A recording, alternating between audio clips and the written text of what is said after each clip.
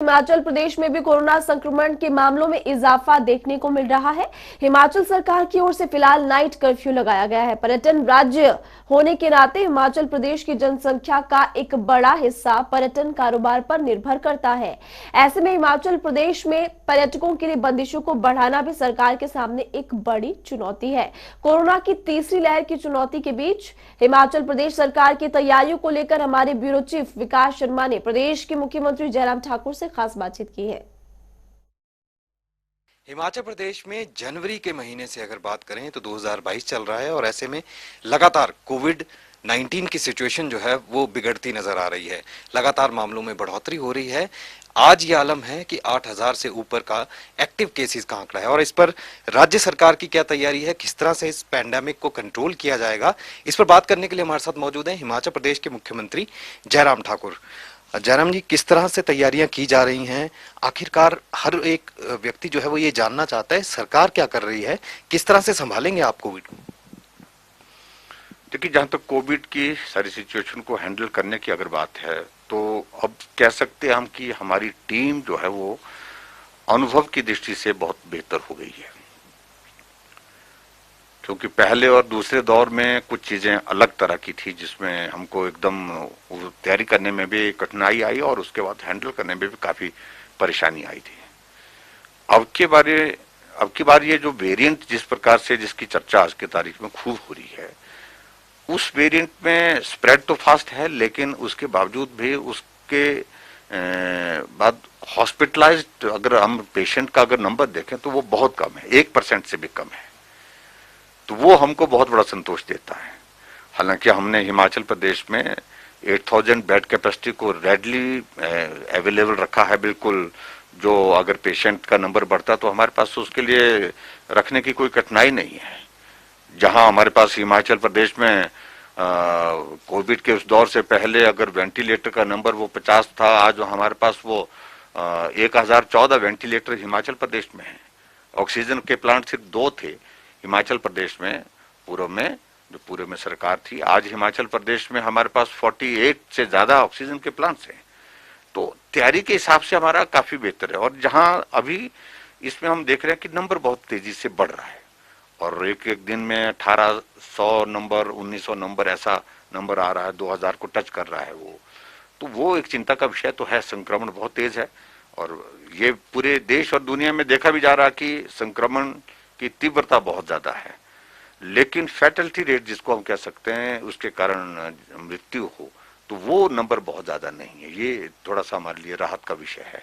अभी हम देख रहे हैं हिमाचल प्रदेश में हमारे पास जो पेशेंट हैं वो होम आइसोलेशन में है। जो एक्टिव केसेस हैं ज्यादातर उसमें मतलब 1% से भी कम है हमारे पास जो हॉस्पिटलाइज हुए हैं, वो भी वो स्टेज में, खासतौर से जो कोमॉर्बिडिटीज के साथ हैं, ओल्ड एज में हैं, उन लोगों को एहतियात के तौर पर हॉस्पिटल ले जाना जरूरी भी रहता है और रखा भी है।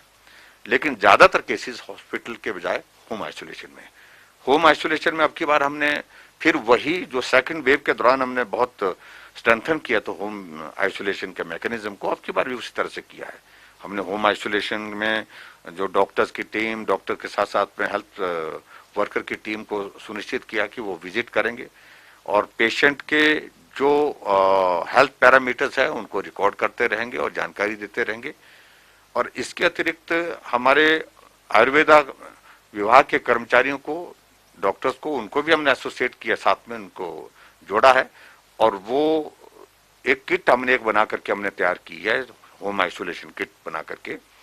और उस किट के माध्यम से हम हिमाचल प्रदेश में उन पेशेंट को जो जरूरत की चीजें हैं, जिसमें मास्क है, सैनिटाइजर है, उसके साथ साथ में दवाइयां हैं, उसके बाद आयुर्वेदिक काढ़ा है उसमें, और उसके बाद ये जो च्यवनप्राश उसमें साथ में डाला गया है। तो ऐसी बहुत सारी चीजें उसमें साथ डाल करके ताकि पेशेंट को घर में वो सुविधा मिल सके, ताकि वो अपना ठीक तरह से देखभाल भी कर सके, अपना ट्रीटमेंट कर सके। अच्छा, चुनौती इस बारे में ज्यादा बढ़ जाती है जब कोविड-19 से संपर्क में लगातार वो लोग आ रहे हैं जिनको इलाज करना है। आज हम देख रहे हैं हिमाचल प्रदेश में ज्यादातर डॉक्टर्स जो हैं वो इसकी जद में आ रहे हैं। इसके साथ साथ हम देख रहे हैं पुलिसकर्मी बड़ी भारी तादाद में जो हैं वो इसकी जद में आ रहे हैं। टेस्टिंग की स्पीड जो है वो बढ़ाई गई है। आने वाले समय में अब चुनौती किस तरह से आप? निश्चित रूप से इस बात को मैं पहले ही कह चुका हूँ। ये स्थिति पूरे देश और दुनिया में है सारी, जो हिमाचल प्रदेश में भी आप देख रहे हैं कि नंबर ऑफ जो हमारे डॉक्टर्स, पैरामेडिकल स्टाफ, नर्सेज का जो है नंबर काफी बढ़ा है। क्योंकि मैंने कहा कि संक्रमण बहुत तेज है, जो भी कांटेक्ट में आ रहा है और थोड़ा सा भी कांटेक्ट में आने के बाद जो है वो संक्रमित हो रहा है। तो ऐसे में नंबर तो बढ़ रहा है, लेकिन फिर भी कोई भी उनमें जो संक्रमित जितने भी हमारे ऐसे लोग हैं जो हमारे फ्रंट लाइन वर्कर हैं, हेल्थ केयर वर्कर्स हैं, उनको परेशानी का ये ज्यादा नहीं आया है। कारण ये कि हमारी वर्कफोर्स तो डिस्टर्ब हो रही है, उसमें इसमें दो राय नहीं, लेकिन फिर भी उसके बावजूद हेल्थ के पैरामीटर्स के हिसाब से वो ठीक तरह से 3 दिन में 4 दिन में ठीक होकर के और उसके बाद वो हफ्ते 10 दिन के अंदर वो तो अपनी ड्यूटी दोबारा ज्वाइन कर रहे हैं। अच्छा, इसके साथ साथ एक सवाल ये भी है कि हिमाचल प्रदेश में 15 से 18 साल के जो लोग हैं इनको वैक्सीनेशन का अभियान जो है वो रखा गया है और ऐसे में 15 तारीख जो है आज के दिन जो है वो उसके लिए एक लक्ष्य रखा गया था। कहां तक वो टारगेट पहुंचा है आज किस तरह के? देखिए, हिमाचल प्रदेश के लिए एक निर्धारित लक्ष्य लगभग 4.5 लाख का लक्ष्य था और हम उस लक्ष्य के बहुत करीब पहुंच गए हैं। मौसम खराब होने के कारण थोड़ा प्रभावित जरूर हुआ हमारा ये 15 से 18 साल का जो वैक्सीनेशन का अभियान, बर्फबारी हुई काफी ज्यादा, लेकिन फिर भी उसके बावजूद हमें उम्मीद है कि हम आज के शाम तक जो अपने लक्ष्य को हासिल करने की स्थिति में हो पाएंगे। और खासतौर से ऐसे होता है कि जहां हमने 4 लाख से ऊपर हमने जो लक्ष्य पूरा कर लिया, तो उसके बाद जो बाकी नंबर बचता है, थोड़ा बचता है, कोई इधर गए हैं, कोई उधर बच्चे गए हैं, कुछ स्टेट के अंदर है, कुछ स्टेट से बाहर है, उस लक्ष्य को करने में, पूरा करने में, 100% करने में कठिनाई तो आती है थोड़ा सा लास्ट के फेज में, तो वो थोड़ी कठिनाई जरूर है और मौसम एक और थोड़ी सी बाधा उसमें बनी, लेकिन उसके बावजूद भी पूरे देश भर में हम सबसे बेहतर और पहले करने वाले हैं। उन्हें फर्स्ट डोज भी पहले की, सेकेंड डोज भी, और ये तीसरी डोज जो हमारी पर्टिकुलरली इसके सिलसिले में है जो 15 से 18 साल की, इसको भी हम सबसे पहले पूरा करेंगे। अच्छा, इसके साथ साथ सवाल ये भी हो जाता है कि अब हिमाचल प्रदेश में बाहरी राज्यों से जो लोग आते हैं, पर्यटक आते हैं, क्या उनके लिए कोई बंदिशें हैं? क्योंकि बीते कल हमने देखा है कैबिनेट की बैठक हुई, लेकिन ऐसे कोई फैसले ज्यादा जो है बंदिशों वाले कोई नजर नहीं आए। देखिए, आखिरकार बंदिशों का दौर आप कब तक चलाएंगे? ये आज की तारीख में, पहले हमको शुरू में हमको लग रहा था बंदिश लगाने से रुकेगा, सब सारी चीजें ये होगा, उससे थोड़ा रुकावट आई, भले ही आई, लेकिन इसका स्पैन जो है उसके बावजूद भी कोविड का, चाहे फर्स्ट फेज का चाहे सेकंड फेज का, वो बहुत लंबे रहे। आज भी अगर हम इस बात को कहें कि अगर हम आज बंदिश लगाएं तो स्पैन तो बहुत ज्यादा कम नहीं होने वाला, वो स्पैन तो उतना लंबा, तो इतनी लंबे समय के लिए, उतने लंबे स्पैन के लिए बंदिश लगाना हमारी इकोनॉमी को बहुत बड़ी क्षति पहुंचती है, लोगों की रोजमर्रा की जिंदगी को बहुत प्रभावित करता है। और ऐसे में हम यही कह रहे हैं कि सावधानी हर आदमी को ही रखनी पड़ेगी, अपनी जिम्मेवारी स्वयं अपने आप को ही लेनी पड़ेगी। और जब अपनी जिम्मेवारी लेने के लिए हर व्यक्ति, हर नागरिक तैयार हो जाएगा, चाहे वो प्रदेश का है, चाहे वो प्रदेश के बाहर का है, तो निश्चित रूप से कोविड के इस दौर से बाहर निकल सकते हैं। अभी भी जो लोग सावधानी के साथ काम कर रहे हैं वो काम भी कर रहे हैं और उसके साथ साथ में कोविड के इस दौर से भी बचे हुए हैं।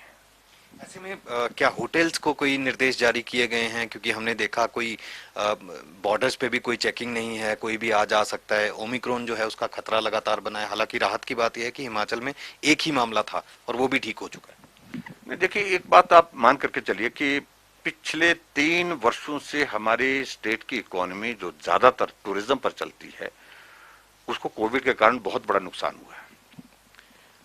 अब उसको कितना नुकसान और होने दें, बात ये भी तो आती है। और इस नुकसान की भरपाई करना सरकार के लिए भी संभव नहीं है, और न प्रदेश को, न केंद्र सरकार के लिए। और जो लोग इस पर आधारित हैं उनके लिए भी इसकी भरपाई करना कठिन है। ऐसे में ये मान करके चलना पड़ेगा, कोविड भी चलता रहेगा और हमें भी सावधानियों के साथ चलते रहना होगा, और जीवन चलता रहेगा, लेकिन सावधानियों के साथ हम चलेंगे तो निश्चित रूप से दोनों चीजों में कोई कठिनाई नहीं आएगी। हमसे बातचीत करने के लिए शुक्रिया, हमें समय देने के लिए शुक्रिया।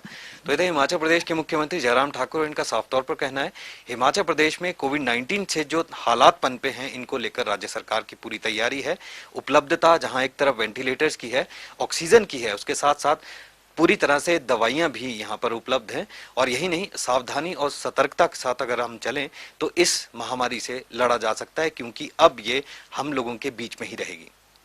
कैमरा पर्सन रोशन के साथ विकास शर्मा, जनता टीवी, शिमला।